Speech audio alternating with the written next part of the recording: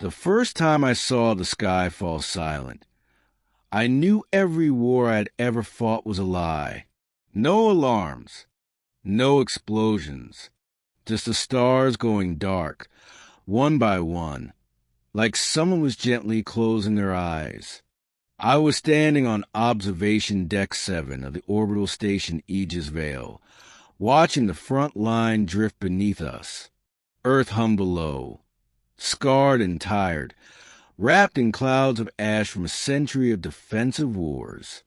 We'd been fighting the Keled combined for 32 years. I thought I understood conflict. I thought I understood loss. I was wrong, because when the stars disappeared, it wasn't an attack. It was an arrival, and none of us were prepared for the truth. They came without warning.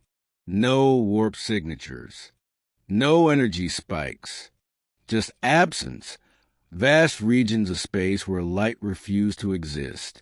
Then the ships revealed themselves, unfolding from nothing like thoughts becoming real. They were enormous, smooth, silent, alive in ways our scanners couldn't translate. The alien fleet surrounded Earth in perfect geometric symmetry. Tens of thousands of vessels, each the size of continents. If they fired, humanity would be over in seconds. Instead, they waited. That was worse. But that was only the beginning. I am Commander Elias Rourke, United Earth Defense Force. Born in the rubble of New Chicago. Raised in bunkers. I had lost my parents, my sister, and half my squad to the Combine's plasma harvesters, where it carved me hollow and filled the space with rage. So when the aliens broadcast a signal, direct neural interface, bypassing language, I was elected as Earth's representative, not because I was important, but because I was broken. What I saw next changed everything. They didn't speak in words. They spoke in concepts. I stood in a chamber that felt grown, not built. Walls breathed softly. Light flowed like water. Across from me hovered the alien entity, tall, translucent, constantly shifting between forms, as if no single shape could hold its identity. We are the LYR, it conveyed. We are observers. Observers. I nearly laughed. 32 years of genocide, and now someone was watching? You watched us die, I said. So why are you here now? The chamber darkened. Because you are ready, the LYR answered. That answer chilled me more than any threat ever had. They showed me history, not ours, but theirs. Civilizations rising, falling, burning themselves out in cycles of conquest and annihilation. Species reaching the stars, only to destroy themselves with the same instincts that helped them survive. The LYR did not interfere. They culled, not with weapons, with silence, with patience. We prevent suffering on a galactic scale, the LYR explained. When a species proves incapable of restraint, we end it. My fists clenched. So you're here to judge us? No, the LYR replied. We are here to test you. And that was when I realized Earth was not under siege. It was on trial. The test was simple. Humanity was to surrender its military autonomy. Every weapon, every fleet, every defense grid. In exchange, the LYR would erase the Keled Combine from existence. Not defeat them. Not negotiate. Erase. I felt sick. You're asking us to disarm in a hostile universe.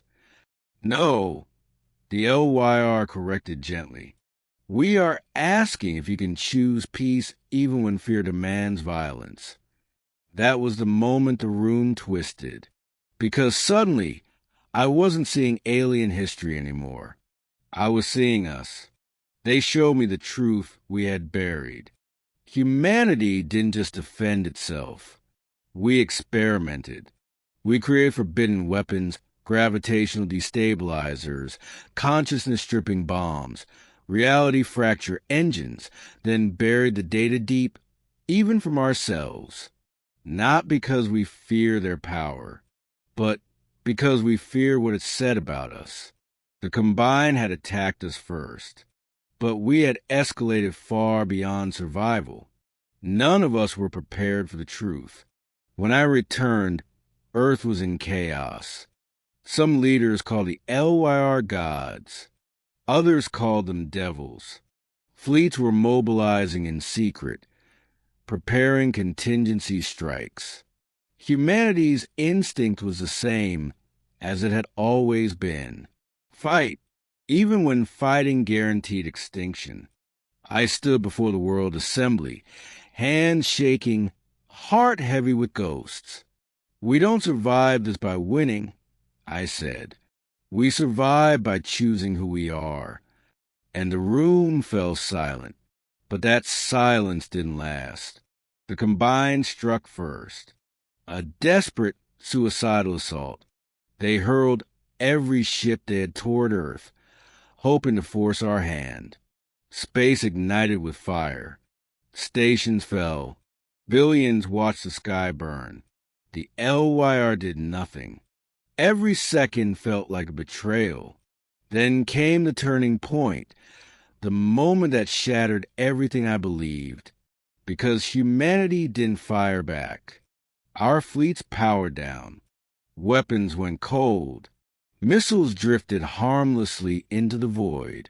Across Earth, soldiers laid down arms.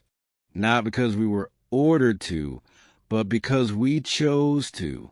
I watched the Combined dreadnought tear through our lines, unanswered, and then it vanished, not exploded, ceased.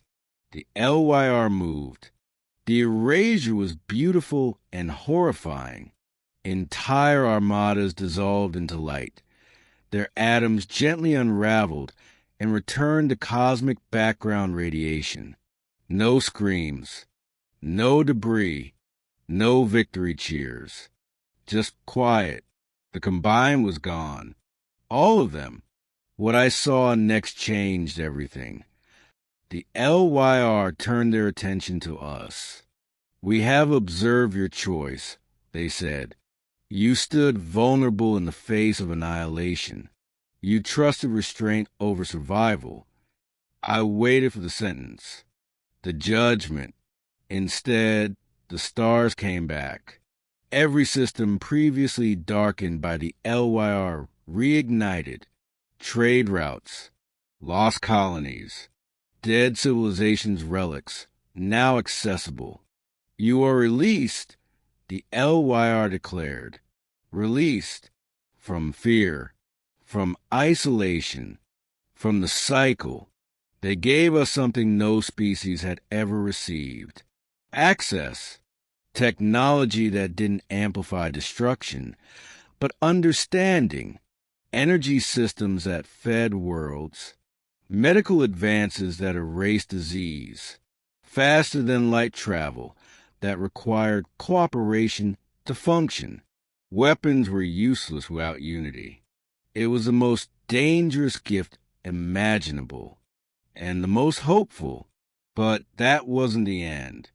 Before the LYR departed, the entity returned to me. You will remember war. It said, that is why you will lead. Lead what? I asked. The Guardians, it replied. Those who remind humanity of who they chose to be. Then the chamber faded. The LYR vanished. And humanity was alone again. But not the same. Years later, I stand beneath a clear sky. No ash. No alarms. Children laugh in cities rebuilt with alien light and human stubbornness. Former soldiers teach history, not tactics. We still argue, still fear, still struggle. But we don't reach for weapons first, because we know now, war was never our greatest strength. It was our test. And when the universe finally watched closely, humanity chose to be more than what we were taught to be. The stars didn't fall that day. They opened, and for the first time, we stepped forward not as conquerors, but as something far more dangerous to darkness. Human,